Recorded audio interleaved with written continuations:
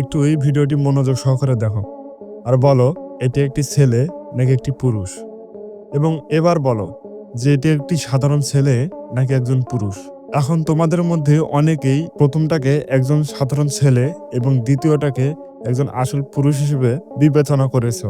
কিন্তু কেন? যেহেতু দুইজনের বয়সে 18 বছরের উপরে এবং কি দুইজনই একই লিঙ্গের। কারণ সব ছেলেরাই বয়সে বড় হতে পারে, কিন্তু সব ছেলেরাই একজন পুরুষ হতে পারে না।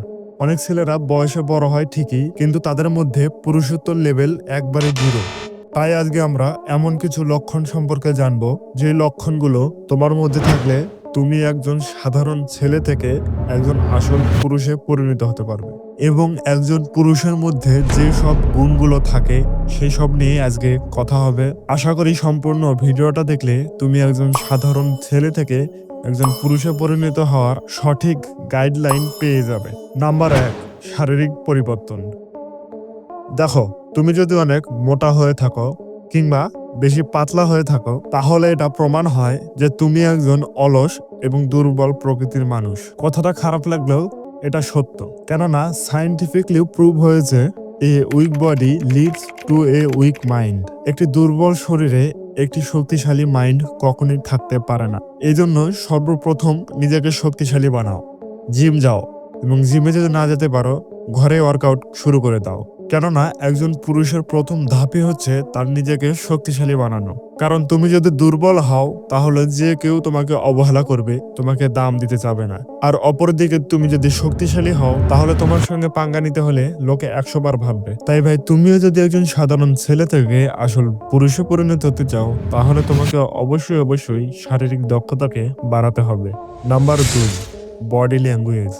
দেখো, বডি ল্যাঙ্গুয়েজ এমন একটা জিনিস, যদি তুমি কোথাও যাও সেখানে তোমার কথা বলার আগে তোমার চলাফেরা, ওঠা বসা এবং তোমার দাঁড়ানোর স্টাইল সহ সবকিছু নোটিস করা হয়। তোমার চলাফেরা দেখে মানুষ আন্দাজ করে নিতে পারবে যে তুমি আসলে একজন কেমন মানুষ।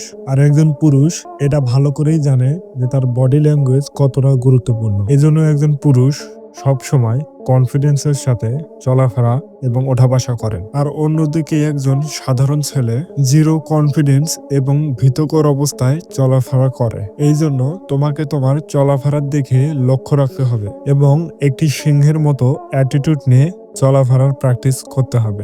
নাম্বার 3, আউটফিট বা ড্রেসিং সেন্স। এটা খুবই গুরুত্বপূর্ণ একটি জিনিস, কারণ তুমি যেখানেই যাও না কেন সেখানে সর্বপ্রথম লোকেরা তোমার জামা কাপড়ের উপর লক্ষ্য করে এবং তোমার জামা কাপড় দেখেই লোকেরা তোমাকে জাজ করতে পারে আসলে তুমি কেমন লোক। মনে করো কেউ যদি ছাত্রীদের মতো জামা কাপড় পরে কোথাও যায়, তাহলে সেখানে তাকে কেউ দাম দিবে না এবং সবাই তাকে হালকাতে নেবে। এবং তার অপর দিকে তুমি যদি ক্লাসিক জামা কাপড় বা ভালো ড্রেসিং সেন্সের সাথে জামা কাপড় পরতে পারো, তাহলে তোমাকে আর কেউ হালকাতে নেবে না, তোমাকে দাম দিতে তারা বাধ্য থাকবে।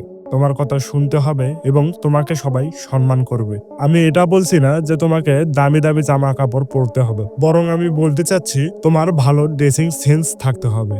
নাম্বার 4, কথা বলার যোগ্যতা। যদি তোমার কথা বলার মধ্যে আন্দাজ, কাম ও গভীরতা না থাকে তাহলে তোমার কথাকে কেউ সিরিয়াসলি নেবে না। লোকেরা তোমার বডি এবং লুক দেখে প্রথমবারের মতো ইমপ্রেস তো হয়ে যাবে, কিন্তু যদি তোমার কথা বলার ধরনে খারাপ হয়ে থাকে তাহলে লোকেরা কখনোই তোমাকে সম্মান করবে না। এজন্য কোনো কিছু বলার আগে সবসময় ভেবে চিন্তে ধীরে ধীরে বলার চেষ্টা করো। এর ফলে তোমার কথা বলার স্কিল অনেকটাই ইমপ্রুভ হয়ে যাবে এবং তুমি ইউটিউবে এরকম অনেক ভিডিও পেয়ে যাবে যেগুলো তোমার কথা বলার স্কিলকে নেক্সট লেভেলে নিয়ে যেতে সাহায্য করবে। নাম্বার 5, যেটা এগুলোর মধ্যে সব থেকে বেশি গুরুত্বপূর্ণ, সেটা হচ্ছে পারিবারিক দায়িত্ব। তোমার মধ্যে যদি এই গুণগুলোর মধ্যে একটিও না থাকে, যদি শুধু এই পরিবারের দায়িত্ব এই গুণটিও থেকে থাকে, তাহলে তুমি একজন আসল পুরুষ। হ্যাঁ, এটাই পুরুষের সব থেকে বড় একটি গুণ। পরিবারের দায়িত্ব কাঁধে নিয়ে এগিয়ে যাওয়ার নামই হচ্ছে আসল পুরুষ। এই গুণগুলোর মধ্যে তোমার ভিতরে কোন গুণগুলো রয়েছে সেটা আমাদের কমেন্ট বক্সে জানাতে ভুলো না। দেখা হবে পরের কোনো নতুন ভিডিওতে।